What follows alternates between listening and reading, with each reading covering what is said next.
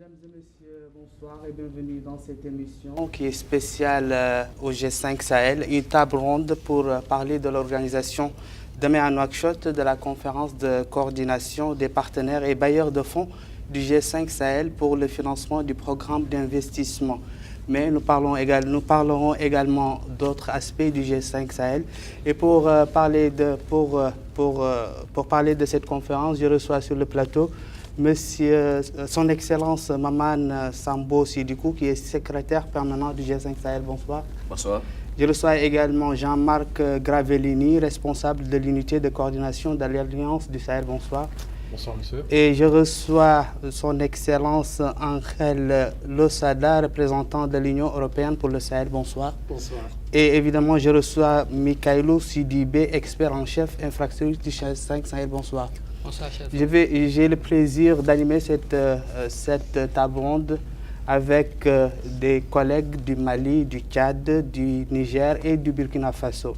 Mais avant de leur passer la parole, la première question s'adresse à Son Excellence, le secrétaire permanent. Quels sont les enjeux de cette conférence? Merci beaucoup pour cette opportunité de venir avec mes partenaires de l'Union européenne et de l'Alliance Sahel et de mon collègue chargé de la coordination de notre travail dans ce domaine. Vous parlez de ce qui nous préoccupe aujourd'hui au G5 Sahel. Quand ce qui nous préoccupe, je parle là surtout de ce que la volonté des chefs d'État du G5 Sahel a voulu mettre en avant. Nous avons, vous le savez, une stratégie bien définie qui parle de sécurité et de développement, qui montre clairement qu'il y a un nexus, un lien entre ces deux volets. Nous sommes attaqués, nous avons des problèmes à nos frontières à cause du terrorisme et du crime transfrontalier. Nous avons également, nous savons, des causes profondes aux problèmes que nous avons, qui sont essentiellement la nécessité de faire en sorte que nos populations, en particulier dans les zones les plus fragiles, aient une meilleure vie, avec essentiellement les services de base qu'il faut, mais l'accès à la justice aussi, et une autonomisation en ce qui concerne les femmes, les jeunes, plus d'éducation pour nos enfants, etc. Donc l'enjeu de demain, c'est cela. Comment traduire dans les faits la volonté de nos chefs d'État de promouvoir le bien-être de nos populations. Là, je m'en arrêtais là, je suis sûr que nous reviendrons là-dessus. Merci. Donc, monsieur, je vais poser une question à monsieur Jean-Marc Gravellini, responsable de l'unité. D'abord, c'est quoi l'Alliance du Sahel et quel est le rôle que vous allez jouer demain pour... Bien, merci également donc, de cette invitation à participer avec mes amis et collègues à cette table ronde. L'Alliance Sahel, c'est un groupe de pays et de partenaires financiers, partenaires au développement. Ils sont au nombre de 12 qui ont souhaité unir leur effort pour travailler dans le sens indiqué à l'instant par M. Sidikou, c'est-à-dire être plus performant, plus efficace dans la mise en œuvre des projets de développement pour accélérer le développement, notamment dans les zones évidemment impactées par la crise que l'on connaît aujourd'hui. Ces 12 membres de l'Alliance, c'est l'Union européenne, la France, l'Allemagne, la Banque mondiale, la Banque africaine de développement, les Nations unies à travers le PNUD, l'Italie, l'Espagne, la Grande-Bretagne, et puis également donc plus récemment le Luxembourg, le Danemark et les Pays-Bas qui nous ont rejoints. Donc c'est 12 partenaires qui souhaitent travailler ensemble avec le G5 pour œuvrer sur le pilier développement et pour faire en sorte que ces régions du Sahel retrouvent la paix bien évidemment, mais aussi à travers le développement économique, l'espoir dans l'avenir. Monsieur Sidibé, donc quel est l'objectif visé? Aujourd'hui, il y avait eu la journée dédiée à la jeunesse. Quel était l'objectif visé à travers cette journée? Ok, merci également pour l'occasion qui m'est encore offerte de m'exprimer sur le plateau.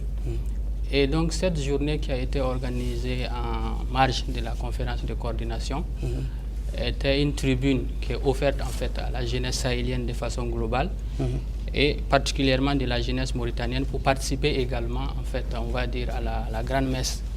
Et c'est une façon également de faire connaître davantage de G5 Sahel parce qu'au programme de cette journée il y avait des panels thématiques donc axé sur les interventions du G5 Sahel, qui ont permis en fait aux experts de s'exprimer sur les questions et également d'avoir des débats interactifs pour permettre de connaître davantage ce que nous faisons.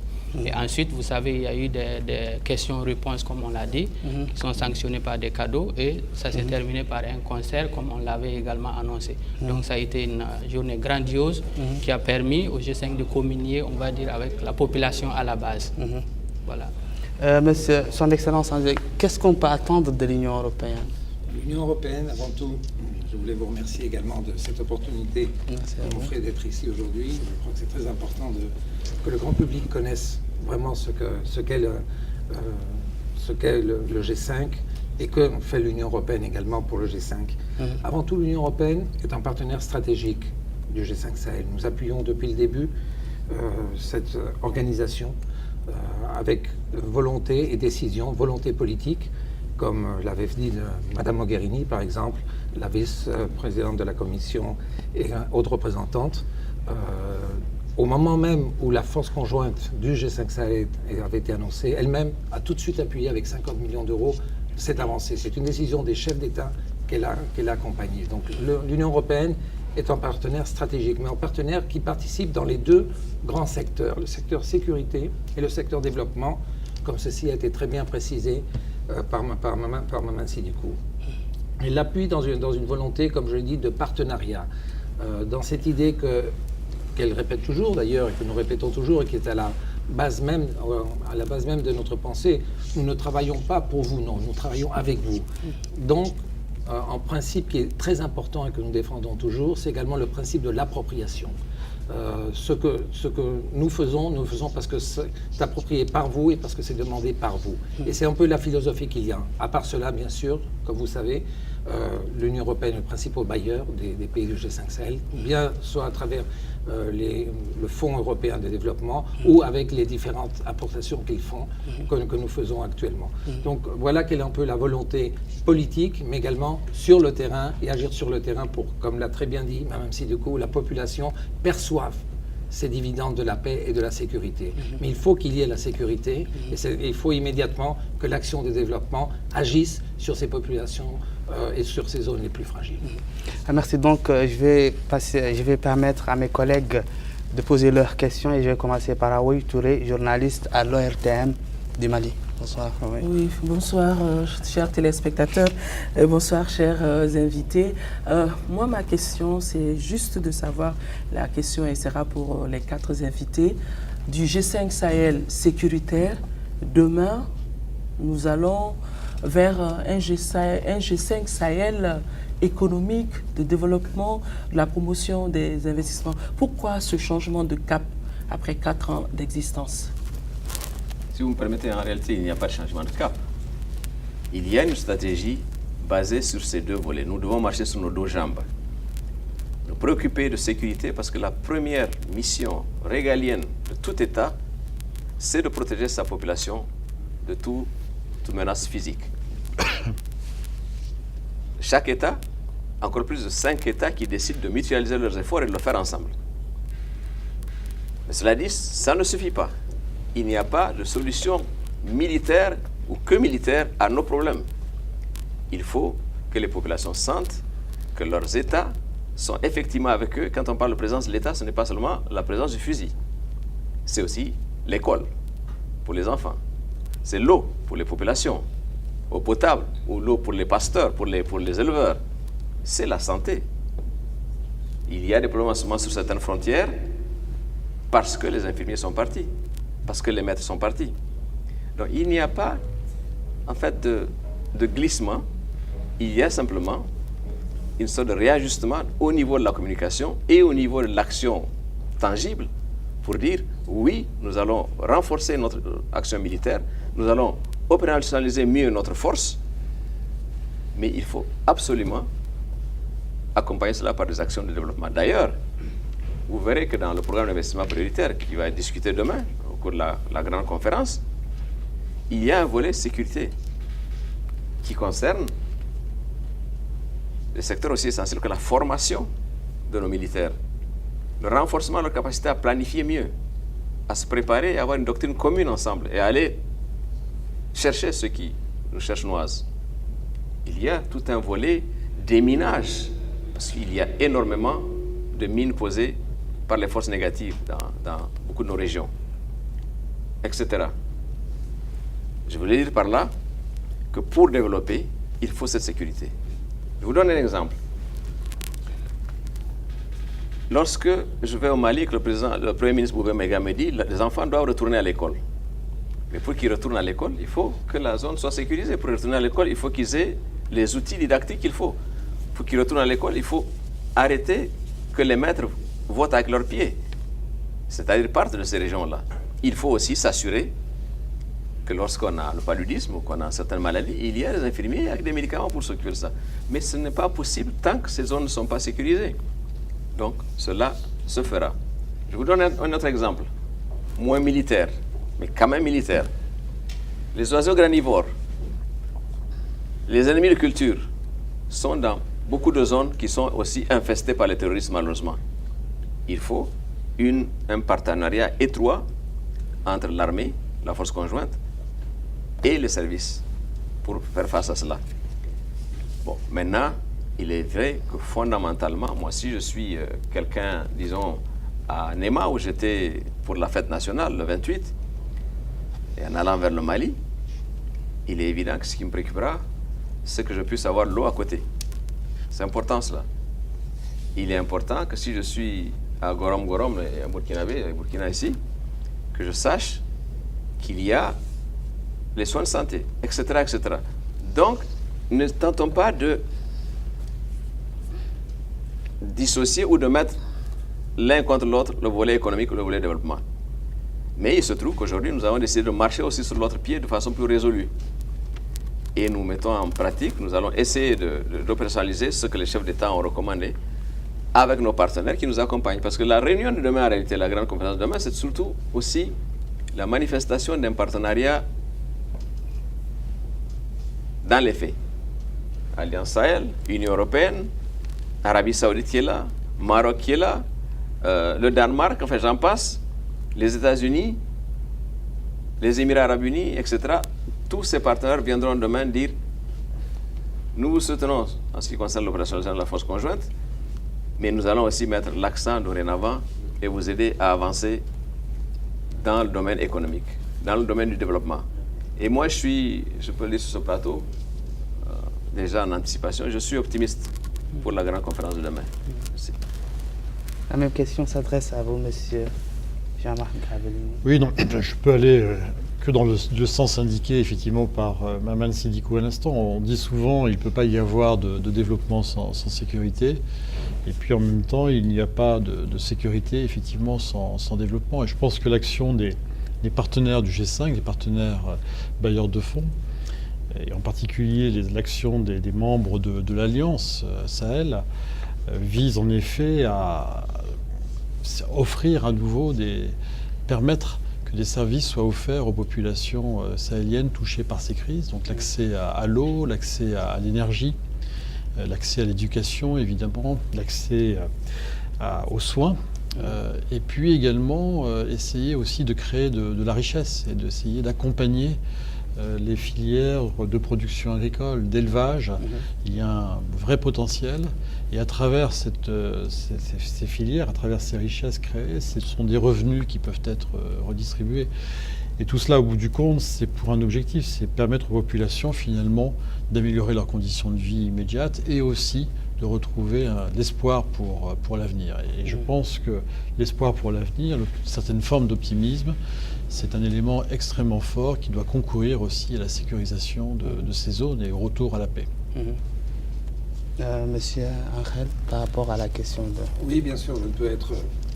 Est-ce que le concept a changé? Non, absolument pas. Comme l'a très bien expliqué le secrétaire permanent, toutes les stratégies se fondent sur ce binôme, ce nexus sécurité et développement.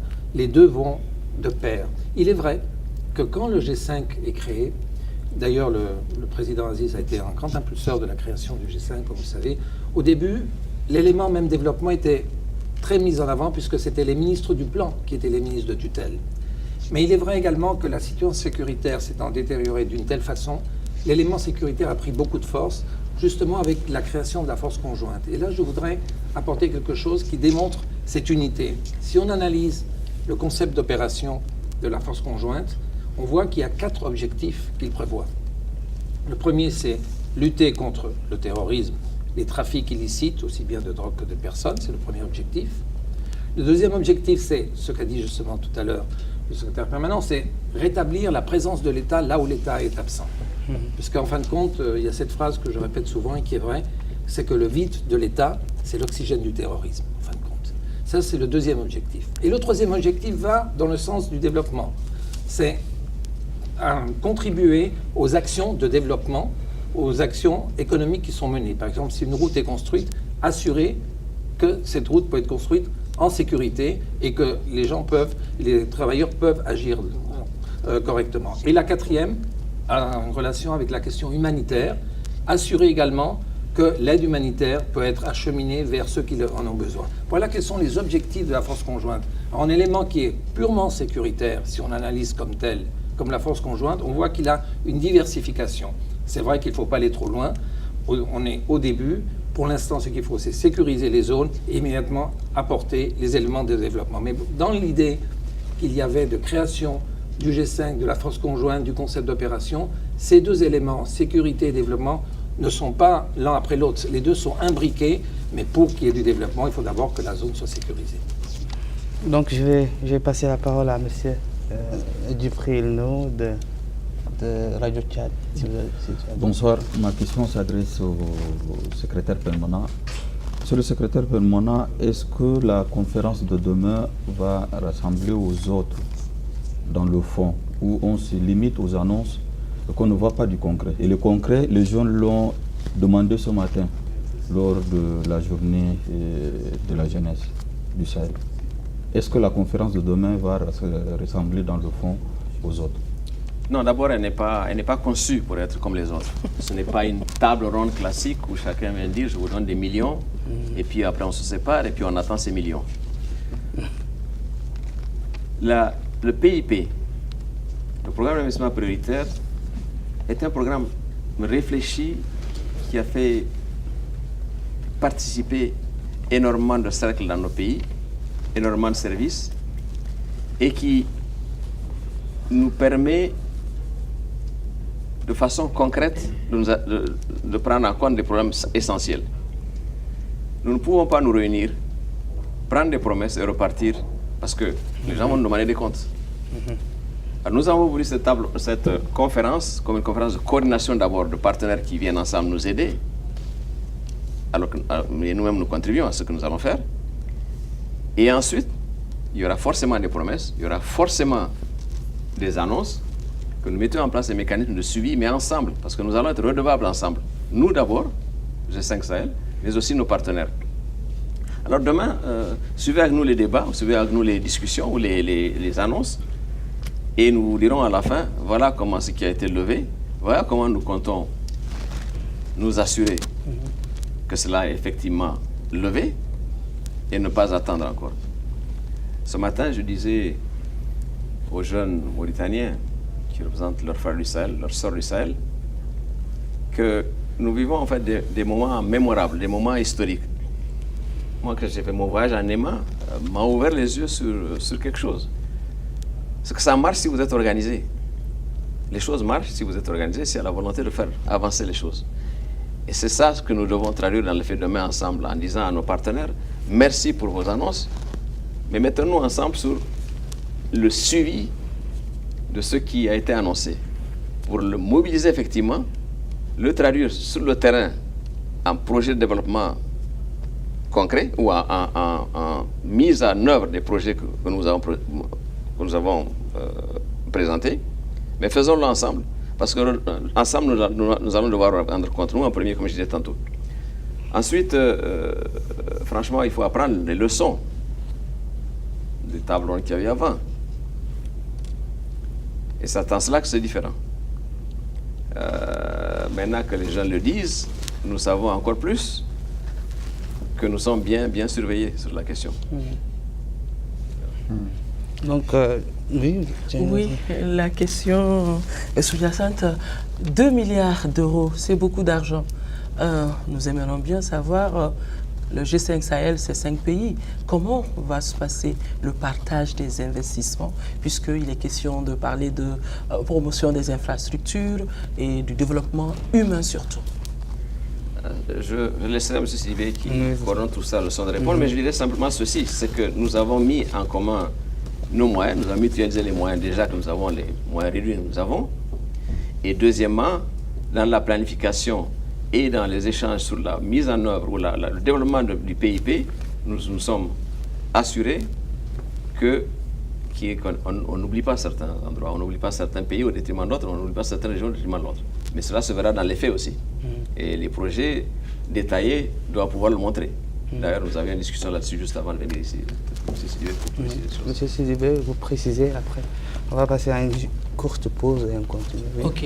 En fait, comme l'a dit le secrétaire permanent, en fait, il n'y a pas de compétition en termes de montant répartis entre les pays. Les projets ont été conçus de sorte à être des projets régionaux. Donc, chacun des pays se retrouve dans ces projets. Et donc, quand vous prenez le PIP, il est articulé autour des 4 axes stratégiques du G5 Sahel. L'axe défense et sécurité, les projets qui sont contenus dans cet axe concernent tous les pays. L'axe gouvernance, ce sont des projets également qui touchent tous les pays. L'axe résilience, c'est pareil. L'axe infrastructure qui me concerne, c'est également pareil. Vous avez des projets de transport qui concernent des routes inter-États, donc des projets régionaux qui concernent au moins 2 pays. Vous avez mieux, dans ce cadre-là du projet de transport, un projet de création d'une compagnie aérienne, G5 Sahel, commune. Un projet de construction d'une ligne de chemin de fer qui va relier les 5 pays. Vous avez des projets hydrauliques qui touchent tous les 5 pays, donc dans les zones transfrontalières. Des projets d'électrification des zones rurales transfrontalières. Et des projets de télécommunication qui consistent à couvrir les zones d'ombre également qui se trouvent dans ces régions-là. Donc, de façon globale, le PIP touche les 5 pays. Et d'ailleurs, ça a été conçu de façon participative entre les experts des pays et a fait l'objet de validation par le Conseil des ministres de G5 Sahel. Donc, tous les pays se retrouvent en fait dans ce portefeuille retenu pour la conférence. Juste une courte pause et le débat continue. On me signale qu'on peut continuer. Okay. Donc, vous étiez en train de parler des projets. Quelles sont les priorités? Vous me direz que tout est prioritaire dans le Sahel. Mais quelles sont les priorités? Je vous remercie. Enfin, le document s'appelle Programme d'investissement prioritaire.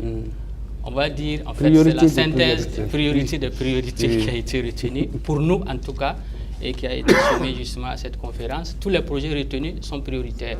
Une fois qu'on arrive à mobiliser les financements, pour lesquels on a l'espoir demain, en fait, on va se déployer sur le terrain pour les mettre en œuvre. Étant entendu, comme on l'a rappelé ici, que les actions militaires devront pouvoir sécuriser en fait la mise en œuvre de tous ces projets qui vont généralement s'implémenter en fait dans ces zones qui ne sont pas aujourd'hui en sécurité. Donc vraiment, c'est un programme d'investissement prioritaire.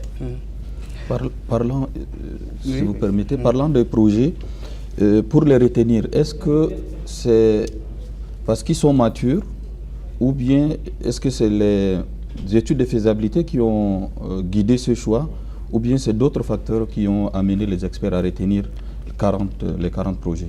Donc effectivement, en fait, à la base, le programme d'investissement prioritaire était vaste. Donc c'était une centaine de projets d'un coût global d'environ 10 milliards d'euros. Et nous avons fait un travail de synthèse justement pour retenir des projets à travers des critères bien définis. Donc, en prenant en compte l'aspect transfrontalier, donc les projets devraient concerner, comme on a dit, 2 pays au moins.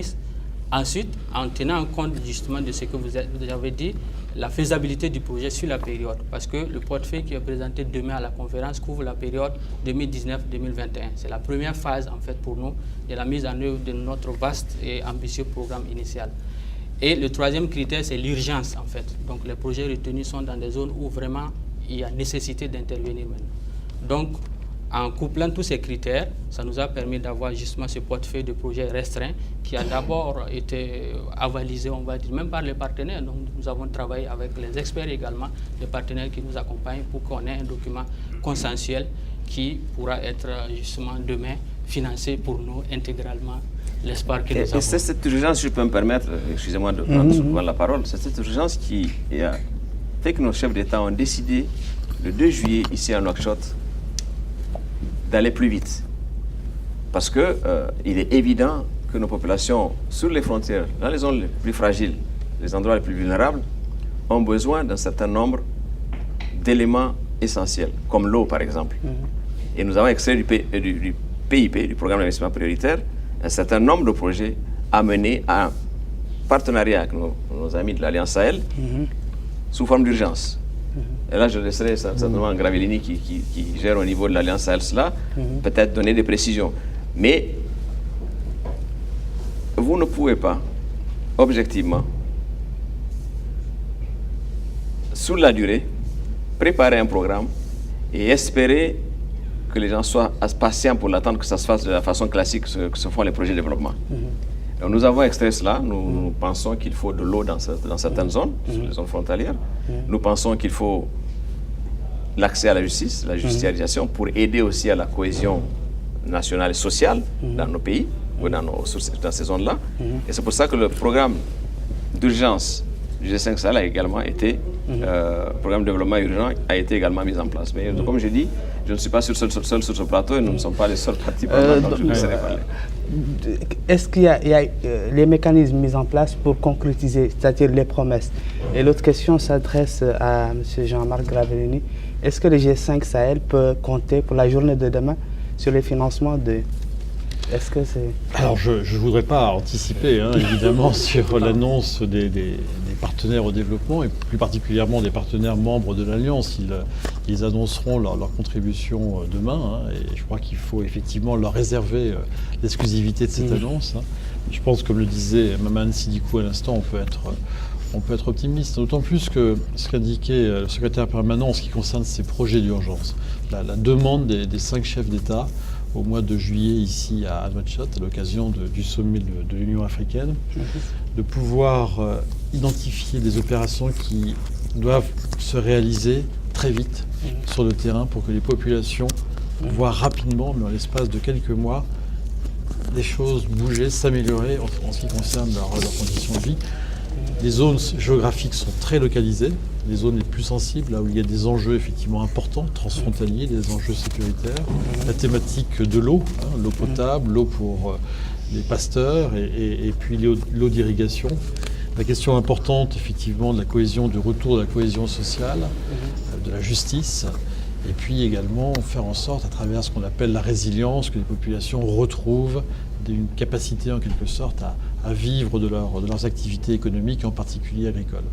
Et nous avons reçu cette commande très clairement et nous avons en effet travaillé avec le secrétariat permanent pour pouvoir, et cela répond à votre question, monter ces opérations et surtout s'assurer, et ça je pense qu'on va être challengé demain, du démarrage rapide de ces opérations qui ne représentent pas des montants très importants mais qui sont ciblés sur les zones les plus sensibles, là où les Sahéliens, les populations victimes de la crise actuelle attendent une amélioration de leurs conditions de vie. Alors, et pour cela, les partenaires de l'Alliance ont travaillé avec le G5 pour voir toutes les modalités possibles pour faire évoluer la façon dont on construit les projets et surtout la façon dont on les réalise, de façon à pouvoir les réaliser, effectivement les mettre en œuvre plus rapidement. Monsieur, ce genre de rencontre est souvent organisé hors du continent. Pourquoi l'organiser à Nouakchott cette fois-ci? Un choix. Bon, je pense qu'il y a des voix plus autorisées que moi pour le dire, mais on l'a rappelé ici tout à l'heure, en fait la préoccupation de l'appropriation, on va dire, de nos défis et également des projets que nous portons. Donc je pense que ça fait partie, on va dire, des conditions qui ont guidé en fait nos chefs d'État à décider d'organiser pour la première fois cette conférence au niveau du Sahel. Et peut-être également en faisant venir nos partenaires pour toucher en fait du doigt les réalités que vivent en fait ces populations.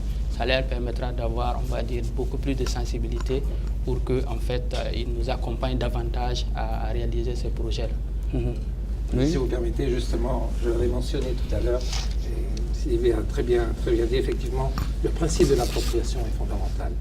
Et le fait que cette conférence ait lieu ici, en Mauritanie, démontre justement cette volonté d'appropriation qu'il y a de la part des Sahéliens et de la communauté internationale, qu'il y ait une appropriation réelle des problèmes. Et en fin de compte, le fait de le réunir ici démontre aussi l'importance, étant donné les déplacements qui ont lieu, l'importance que l'on attribue à cela. Aujourd'hui, nous avons eu une réunion très intéressante au niveau des ministres, en attendant la réunion de demain. Et effectivement, la présidente en exercice du G5 Sahel, la ministre Aïcha du Niger, a bien remercié le fait de voir toute la présence de la communauté internationale ici et de tous les acteurs et les partenaires. Ceci est très important. Très important puisque c'est un message que vous lancez, que nous lançons en partenariat également, mais pour vous, comme je l'ai dit tout à l'heure, nous travaillons avec vous, mais pas pour vous. Voilà l'idée un peu que je voulais reprendre, et cette idée d'appropriation est essentielle. Oui, nous sommes dans un débat, une émission d'information à l'endroit des populations du G5 Sahel. Donc, à ce titre, moi, j'aimerais bien qu'on nous cite sur ce plateau un exemple concret de projet transfrontalier, un projet peut-être qui peut profiter à la Mauritanie en même temps, qui peut profiter au Tchad, au Mali, un projet au Niger et au Burkina Faso. Voilà. Donc, spécialiste infrastructure. Enfin, on a dit que les projets du G5 Sahel, en fait, sont articulés autour des 4 axes stratégiques. Si vous prenez d'abord l'axe défense et sécurité, c'est vrai, ce n'est pas l'axe qui me concerne le plus, mais déjà, vous avez la force conjointe du G5 Sahel. On ne peut pas dire qu'il y a un projet qui profite mieux aux 5 pays que cette force conjointe. Mais en termes de développement, oui, on justement, a parlé des effectivement, c'est ça. De l'eau, d'assainissement. Bon. Effectivement, dans le domaine des infrastructures, je le disais tantôt, vous avez des projets structurants et vous avez des projets à impact rapide. Au niveau des projets structurants, je l'ai rappelé tantôt, il y a un projet de création d'une compagnie aérienne, comme je disais, qui va... Au-delà de cette compagnie aérienne, par exemple, si nous prenons la Mauritanie, c'est le seul pays qui a accès à la mer. Les autres pays, c'est des pays enclavés. Donc moi, j'insiste sur cet aspect davantage pouvant profiter aux pays de l'interland. Dans le programme d'investissement prioritaire qui est proposé demain, au niveau de l'axe résilience, vous avez un projet qui concerne la promotion des potentialités agricoles, animalières et halieutiques au sein des pays du G5 Sahel.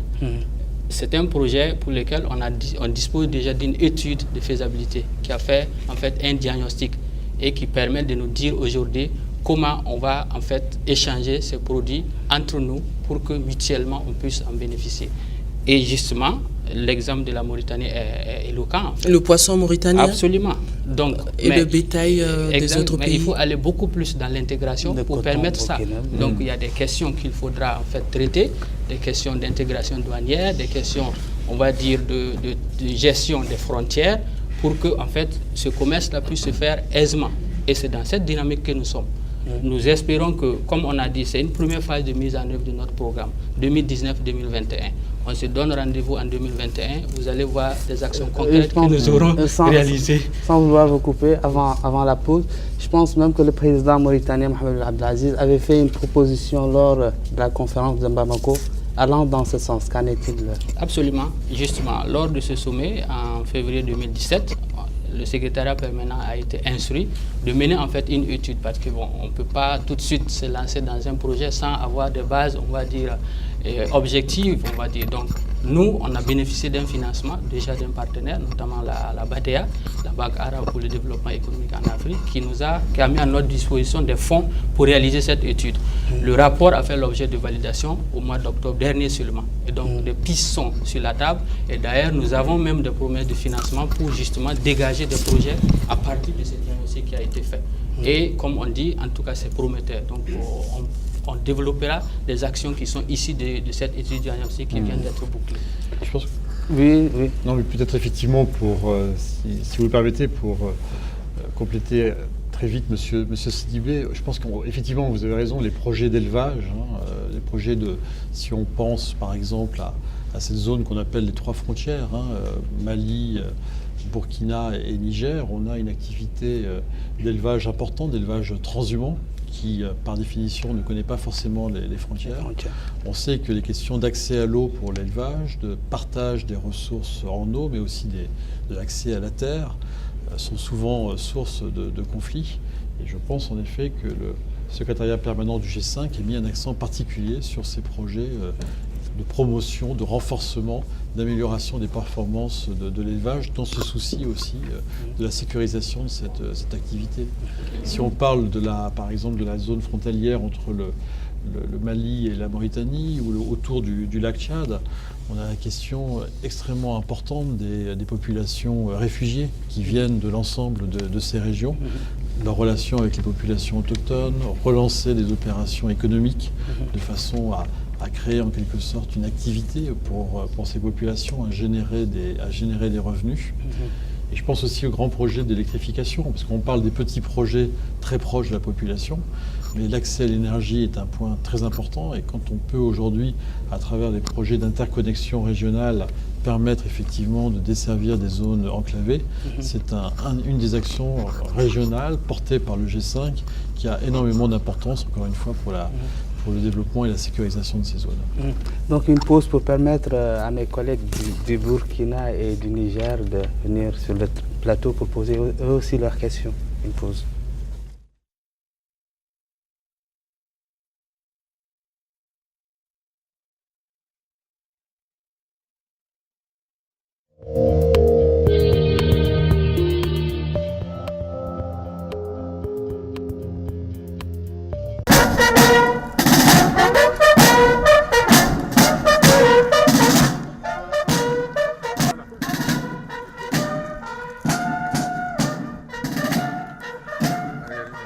C'était dans l'air, c'est désormais chose faite.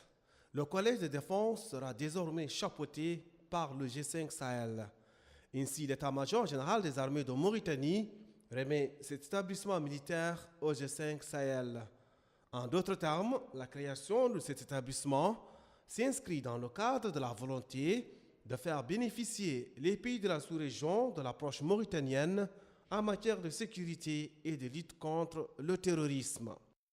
Votre formation d'une durée de 8 mois renforce vos compétences en matière de commandement de haut niveau, d'encadrement, de compréhension des enjeux de défense du Sahel et du monde. Je suppose que nous allons en parler tout à l'heure aux stagiaires. Elle vous permet également de renforcer votre savoir-faire en matière d'organisation, logistique et conduite d'opération dans le respect du droit international humanitaire. Votre tâche est éminemment utile parce qu'elle contribue à renforcer la confiance des populations civiles dont vous assurez la protection. Enfin, dans le cadre du budget validé pour l'année scolaire 2018-2019, les États membres du G5 Sahel, Madame la Ministre, verseront au Collège de défense la somme de 880 000 €. Ce collège, unique en son genre dans la sous-région, a pour mission de former les officiers supérieurs des forces armées des pays du G5 Sahel, appelés à occuper des fonctions de commandement en cultivant les compétences en matière d'utilisation de toutes les armes et de gestion des opérations, aussi bien au niveau national que multinational. Pour le G5 Sahel, la mise en œuvre de cet établissement a vocation militaire et à s'allier à sa juste valeur. Le Collège de défense du G5 Sahel, s'il a pu voir le jour, c'est certes grâce à la vision de nos chefs d'État qui ont voulu qu'il soit une réalité, mais aussi grâce à l'apport précieux de l'État mauritanien, de son chef d'État, son président de la République, M. Ould Abdelaziz. En tant que profane en matière de sécurité, je dois dire que je me sens très rassurée pour l'avenir du G5. J'ai visité quelques bâtiments, quelques installations qui sont faites, mais j'ai vu surtout les stagiaires en train d'imaginer toutes les situations possibles dans lesquelles nous pouvons être et d'y apporter des solutions à travers leur formation. Pour rappel, la rentrée des classes pour les officiers du collège de défense du G5 Sahel avait eu lieu le 15 octobre. Depuis lors, ils suivent une formation de 8 mois sur le haut commandement et l'encadrement militaire.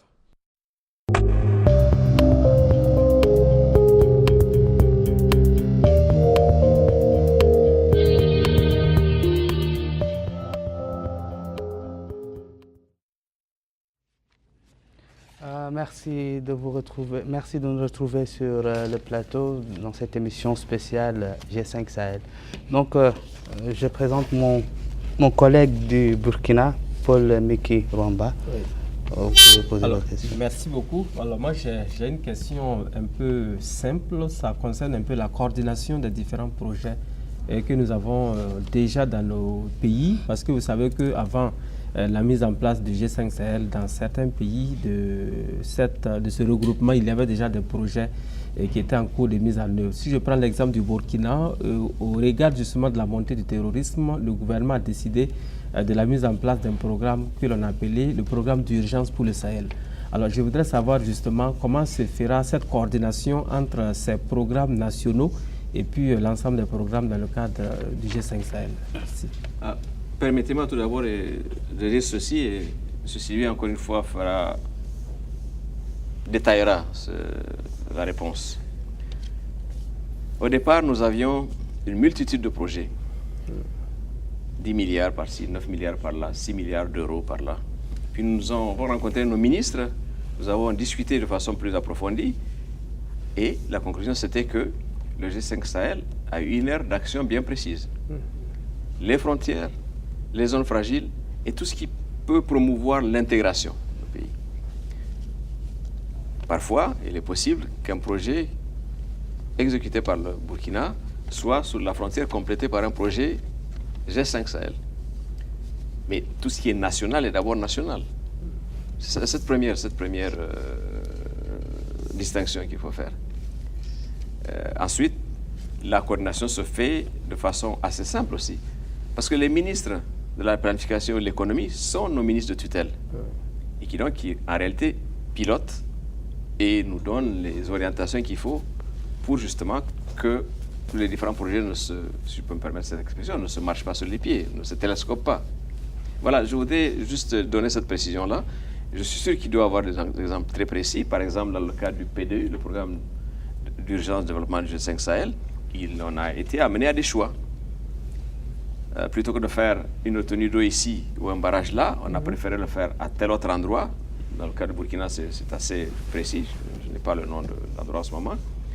Et le choix a été fait pour respecter ce qui se fait déjà, ou pour venir en complément de ce qui se fait déjà. Mais enfin, encore une fois, je dis, je laisse aux spécialistes la question. Ok, pour aller dans le même sens que le secrétaire permanent a dit, en fait, le G5 s'inscrit en complémentarité et en synergie de ce qui se fait. Il intervient là où, en fait, son action est, on va dire, plus efficace. Et par rapport à l'exemple concret que vous avez pris, le programme d'urgence du Burkina Faso, en fait, nous le prenons en compte. Et les projets qui sont dans le PUS, en fait, sont des projets également en recherche de financement.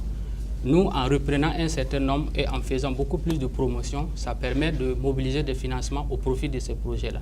D'ailleurs, le programme d'urgence et développement d'urgence dont le secrétaire permanent parle, il y a un projet du Burkina Faso qui fait partie, notamment le barrage de Bambakari au niveau de l'Oudalan, donc dans la province de l'Oudalan. Ce projet est inscrit dans le PUS, mais en recherche de financement. Et nous, à travers la promotion au niveau du G5 Sahel, nous avons pu mobiliser des financements grâce à l'Alliance Sahel, au niveau de laquelle vous avez le partenaire de l'Union européenne qui finance déjà le PUS. Et ça nous permet en fait d'avoir un mécanisme flexible en faisant un abondement à travers déjà ce PUS, de pouvoir réaliser cet ouvrage-là. Donc, sans le G5, on va dire peut-être qu'il fallait une mini table ronde pour pouvoir mobiliser les financements pour réaliser ce projet qui est dans le PUS. Et donc, la promotion à travers le G5 Sahel permet d'accélérer, on va dire, la recherche de financement. Et comme il l'a dit, on a en fait des zones d'intervention. Dans la stratégie du G5 Sahel, en fait, on a des zones, ce qu'on appelle nos FISO. donc le FISO Ouest, donc c'est vraiment dans les zones frontalières on intervient. Si le projet au niveau du programme national se trouve dans cette zone et qui n'a pas de financement, nous on le récupère et on fait de la promotion. Donc vraiment on se complète. C'est pareil avec les organisations qui existent au-delà des États. Vous avez les organisations régionales comme les SILS, comme les autorités de bassin qui existent et nous on se complète. Donc on donne beaucoup plus de visibilité étant donné qu'on a ce couplage sécurité qui nous permet d'avoir ces bras armés qui sécurisent des actions au niveau de ces zones qui sont vraiment sensibles. Donc voilà ce qu'on peut dire vraiment par rapport à cette question. On ne se marche pas vraiment sur les pieds. D'accord. Monsieur Ouattara Moussa, je rappelle que vous êtes de Télé Sahel. Oui.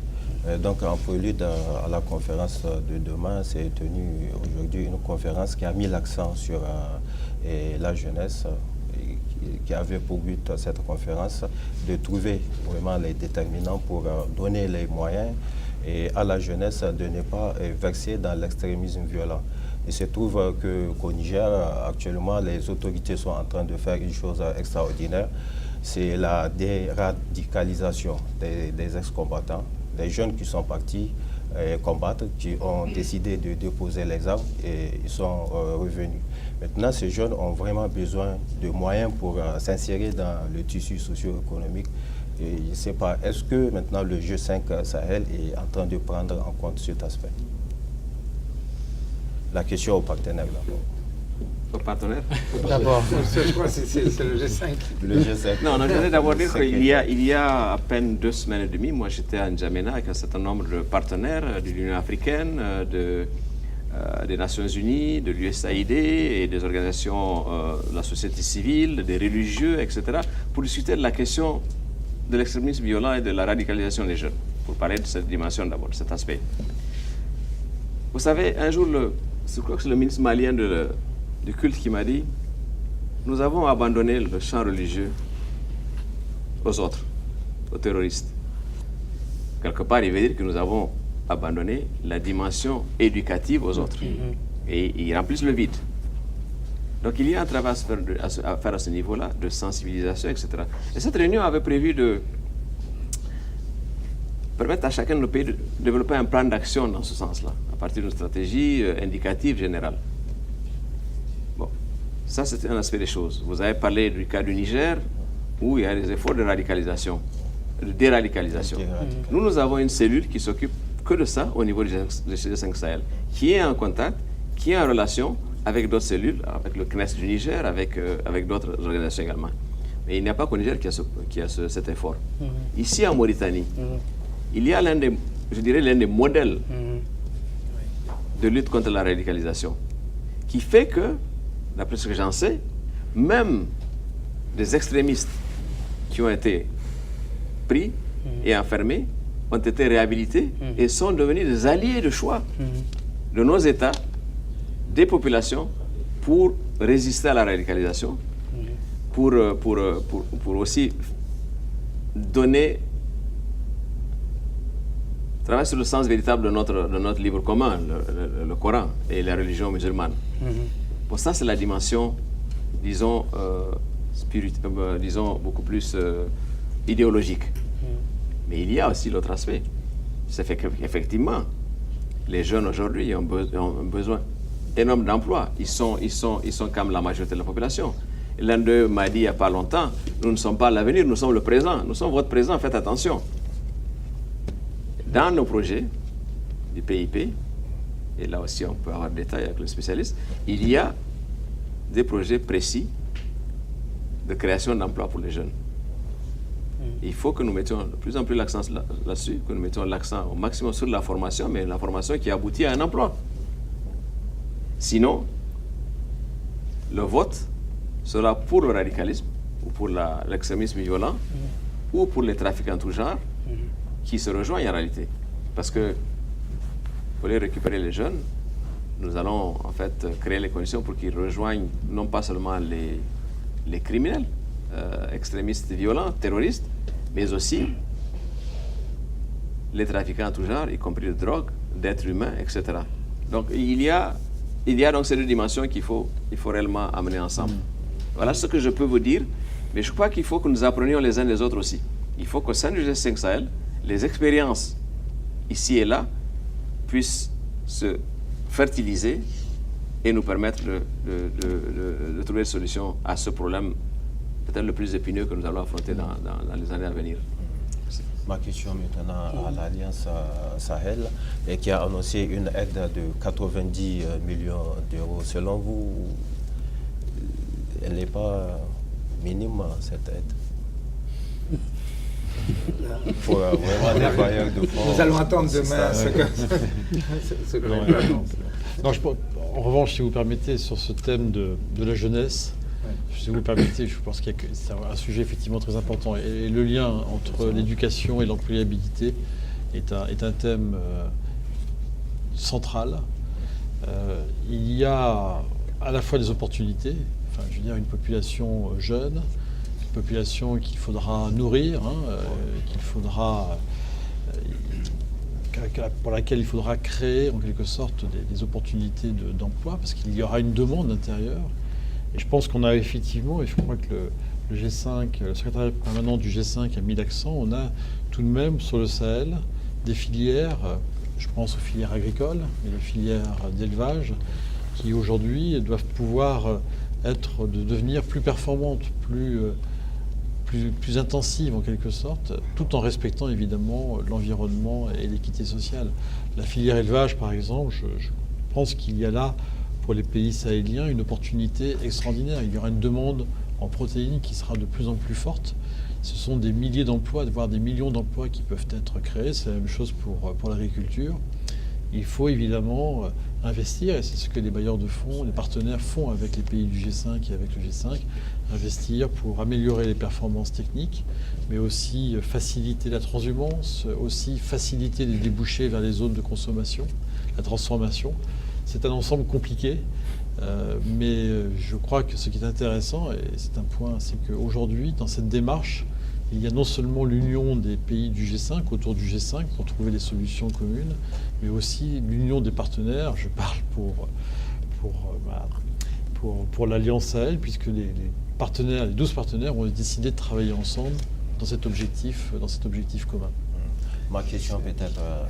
Si vous permettez, je voulais, dans le même sens, m'ajouter quelque chose quant à l'Union européenne. Parce que l'Union européenne, depuis le 2011, nous avons établi notre stratégie pour le Sahel. Et cette stratégie s'est développée, s'est déclinée avec un plan d'action régional qui justement prévoit entre autres priorités la question de la jeunesse et de la radicalisation. Ce sont deux questions fondamentales. Ensuite, bien sûr, l'élément des contrôles des frontières, la gestion des frontières et des gestions. Mais radicalisation et jeunesse sont deux éléments fondamentaux de toute la philosophie d'action que nous avons dans ce sens-là. Et nous avons accompagné depuis le début, au début hors du G5 quand il n'existait pas, mais ensuite avec le G5, toutes ces actions qui se sont vraiment concrétisées avec des actions bien concrètes aujourd'hui et qui demain, espérons-le, vont être approuvées en plus dans le cadre du PIP. Donc avant, quand vous posiez la question, est-ce que les anciens programmes et les vieux programmes, non. Le G5 Sahel, ce qu'ils essayent également, c'est de bien focaliser certaines zones. La même chose arrive par exemple pour la force conjointe. Quand on parlait d'une force conjointe au début, moi-même j'étais à N'Djamena quand ça a été proposé pour la première fois en novembre 2015, une force conjointe, on se demandait comment les 5 pays les plus pauvres du monde vont arriver à créer une force conjointe. Et pourtant, c'est admirable ce qui a été fait. Elle a été créée, elle est plus ou moins opérationnelle, elle est opérationnelle à 70-80%. Et ceci est admirable. Mais cette force conjointe, ce n'est pas une force qui est au milieu de 5 millions de kilomètres carrés. Au contraire, on a dû limiter les zones. La même chose pour la question de développement. On ne peut pas faire un développement dans toutes les zones. On a limité les zones les plus fragiles et les plus limitées. Je reviens sur cette idée parce que c'est en fin de compte l'essence même de l'action que nous allons mener, aussi bien dans le secteur sécurité, comme ça a été fait à Bruxelles en février, comme sur le sécurité et développement, comme ça va être fait demain, avec des secteurs bien précis comme la jeunesse, on le voit, et les problèmes d'infrastructure, etc., dans des zones très spécifiques. Je voulais également préciser ça dans ce sens-là. Donc ma question est adressée au SP, au secrétaire permanent, parce qu'on parle de financement. Et vous demandez, le G5 demande de l'aide aux partenaires. Qu'est-ce que les pays, en leur sens, sont en train de faire pour montrer l'exemple? Alors, peut-être parlons d'abord de la force conjointe. et de son opérationnalisation, bien qu'aujourd'hui on soit en train de parler plus de développement. La première mise a été celle des États, 10 millions d'euros chacun, pour permettre à la force de se mettre en branle, de mobiliser les 5 000 hommes. Ensuite, quotidiennement, je sais, parce que moi je vois les budgets, les pays, ils mettent du leur au détriment, mais il faut quand même, parce que c'est une question de responsabilité, au détriment parfois du secteur social. Les arbitrages sont douloureux. Et je pense, sans révéler un secret, qu'à partir de l'année prochaine, nos États vont mettre encore plus du leur en budgétisant carrément chacun une somme substantielle pour l'opérationnalisation de la force conjointe. Ça permet d'aller vers les partenaires et dire, écoutez, ceci est une responsabilité partagée, voilà ce que nous sommes en train de faire, et ils le savent. Alors, mettez du vôtre, soit directement au niveau de la force conjointe, ou encore dans les projets de développement, ce qui nous permet, nous, de libérer des moyens pour financer la force conjointe. Aujourd'hui, sur les 2000 milliards, concrètement, qu'est-ce que le G5 a mobilisé? À peu près 13%, je crois, déjà, sont mobilisés par nos États, qui sont l'acquis. Et c'est pour ça que quand nous disons 2 milliards, en fait, le gap à rechercher, c'est après 1,7. Déjà, il y a à peu près 13%. C'est ça, si je suis correct? Absolument. Et dans ces 13%, vous avez les contreparties des États, mais vous avez également des projets qui ont déjà été étudiés sur fonds propres des États. Donc, sur les 2 milliards, vous avez 13% de financement identifié, qui représente quand même une importante somme quand vous faites le ratio. Nous sommes arrivés au terme de cette... Mais avant de nous quitter, juste une dernière question pour M. Sidibé. Au-delà des 40 projets, est-ce que le G5 Sahel a d'autres ambitions pour le Sahel et les partenaires ont-ils d'autres ambitions? Et quelle est la place de la femme dans ces projets? Bon, très bien. Et le G5 a d'autres ambitions. Bien sûr, tout de suite, on a dit que ce qu'on présente demain, c'est pour la première phase de la mise en œuvre de notre PIP, qui couvre la période 2019-2021. Initialement, c'est un plan assez ambitieux de plus de 100 projets et d'environ 10 milliards d'euros. Donc nous avons extrait les projets, comme on a dit, urgents, et par la suite, nous allons en fait mettre en œuvre des autres projets qui sont structurants. Merci. Un dernier mot pour le secrétaire permanent. Et c'est la fin de l'émission. Écoutez, d'abord, je voudrais vous remercier au nom de mon collègue, de mes collègues, je dirais, enfin de nos partenaires de l'Alliance et de l'Union européenne, qui nous accompagnent au quotidien dans cette œuvre que nous entreprenons, ou que à laquelle nous sommes engagés. Deuxièmement, je voudrais dire que je parlais de période mémorable et historique. La traduction de la volonté de chef d'État est la preuve que ces chefs d'État, plus que jamais, ont mûrement réfléchi la démarche dans laquelle ils nous ont tous engagés. Et c'est ce sérieux, cet engagement qui rend la démarche crédible, qui fait que nos partenaires sont présents avec nous. La ministre, présidente du Conseil des ministres ce matin, a dit que vous soyez déjà là, c'est déjà une victoire. Alors moi, je dis ceci, en plus, j'ai dit que j'étais optimiste, ça frémit, je sens bien que demain, nous aurons les moyens que nous avons demandés. Vous pouvez penser, certains peuvent penser 2 milliards, c'est pas grand-chose, mais 2 milliards, c'est bien, surtout si c'est bien utilisé. C'est pour ça que je parlais d'une conférence qui n'est pas comme les autres. Parce que nous mettons en place les mécanismes pour faire le suivi qu'il faut pour mobiliser ces fonds et les dépenser effectivement au profit de nos populations. Voilà donc, suivez-nous demain, accompagnez-nous de vos prières et je pense que nous sommes sur la bonne voie. Donc, nous aussi, on vous donne rendez-vous demain pour... vous allez nous parler des résultats de la conférence ici sur ce plateau. Et merci à vous. Je rappelle que vous êtes secrétaire permanent du G5 Sahel, Son Excellence Maman Sambo Sidikou. Merci. Et merci à Jean-Marc Gravellini, qui est responsable de l'unité de coordination de l'Alliance du Sahel. Merci d'avoir accepté notre invitation. Et merci à Son Excellence M. Angel Lozada, représentant de l'Union européenne pour le Sahel. Merci. Et merci à notre cher ami qui était passé ici avant-hier, M. Sidibé. qui est expert infrastructure du G5 Sahel. Donc je dis merci à nos téléspectateurs d'avoir suivi cette émission. Voilà, nous sommes arrivés au terme de l'émission et le combat du G5 Sahel pour le développement continue. Donc à demain. Merci.